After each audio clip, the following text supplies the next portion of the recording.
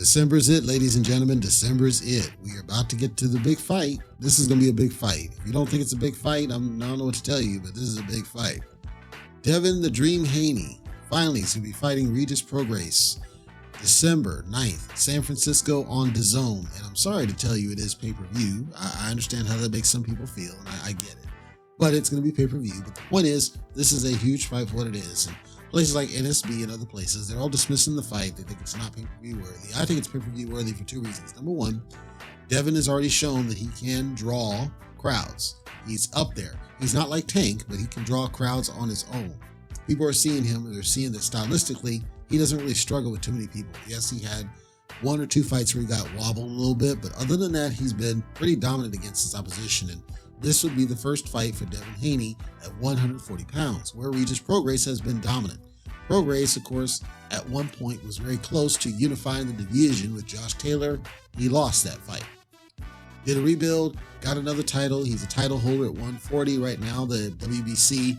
He holds the super lightweight title, WBC.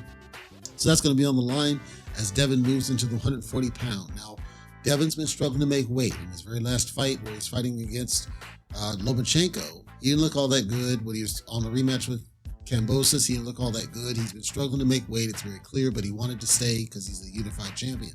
So now this is his opportunity to get in here and see what is this guy made of at a weight. Now, he doesn't really have a lot of power. So seeing if power's going to carry up, it's not.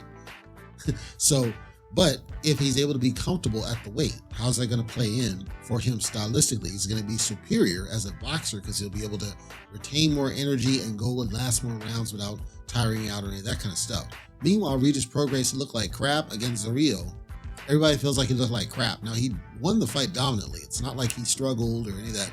He was dominant in the win, but he looked like crap en route to that W. People started to question, well, has the guy fallen off? I don't think he's fallen off. I think what's happened with Prograis, he got a little bit too comfortable, made too much money, got a little bit too comfortable.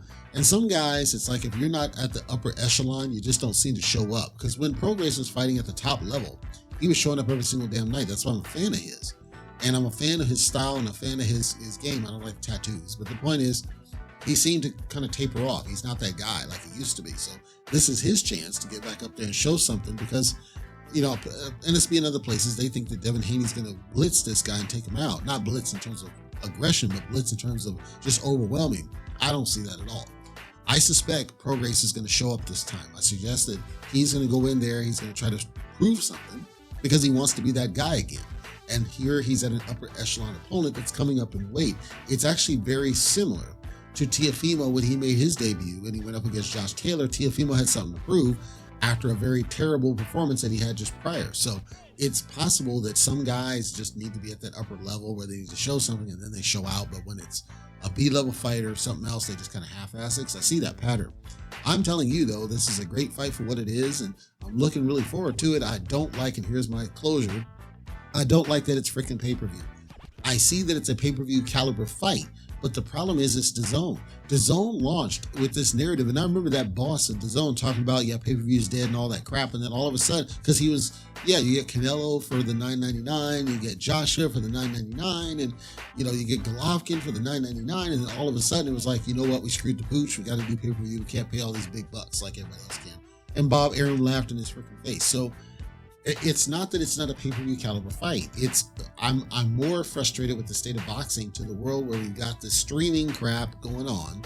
All these platforms are rushing to streaming, and it's not the right answer because then you're just doing pay-per-view on the stream. What the hell's the point? Because you're paying for the stream, access to the stream, and then you're paying for an individual event. That completely flies in the face of what it's supposed to be. Even the WWE Network on the cock, even it doesn't charge you separately for a pay-per-view. You get it as part of the subscription. But yet boxing, in their infinite greed, and I'll explain this in a second, just seems to think that you can just charge and charge and charge, even though you've already paid for the subscription. Because think about this. The reason that they're having to charge is because they pay these guys. Devin's going to want big money. Regis Prograis wants big money. And so in order to make it make sense, they got to do pay-per-view because they're not going to be able to do it with just ad revenue. And they're not going to be able to do it with tickets in the gate. This is happening in a regional place in San Francisco. So it's not like it's a big mecca. It's not like it's a big money player. It's not like it's a big boxing arena or anything. They're not doing Saudi. They're not doing some place where money is flowing freely. We're dealing with a I don't want to say a recession, but it damn well might as well be.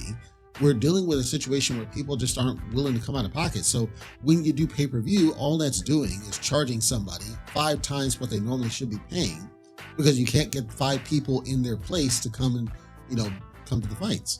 So again, it's not that I don't think it's pay-per-view level. I'd be cool with this if it was HBO pay-per-view, real mainstream TV, cable TV. You don't have to pay for the subscription or any of that kind of stuff. It's just cable TV, and you get access to this business. It's not.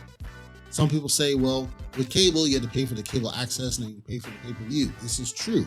The difference there, just to put it in perspective, with streaming, you also have to pay for your internet provider. So now you're talking an internet fee, and that usually is the largest chunk of your bill for the cable company or wherever, plus the streaming services fee, and then the pay-per-view fee. At least with cable, you didn't have the internet fee. You're just getting double dinged, and it wasn't as bad.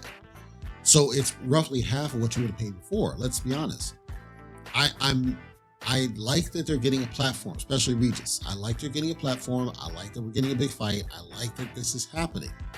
I'm disappointed that it's DAZN pay-per-view. If it was HBO and they were smart about it, they would come back and they would show these whippers how it's done. They're not going to do it. Or what happened to BLK Prime? After Crawford robbed them blind and Broner robbed them, actually Broner didn't get a chance to rob him, but Crawford robbed them blind. They've never been seen again.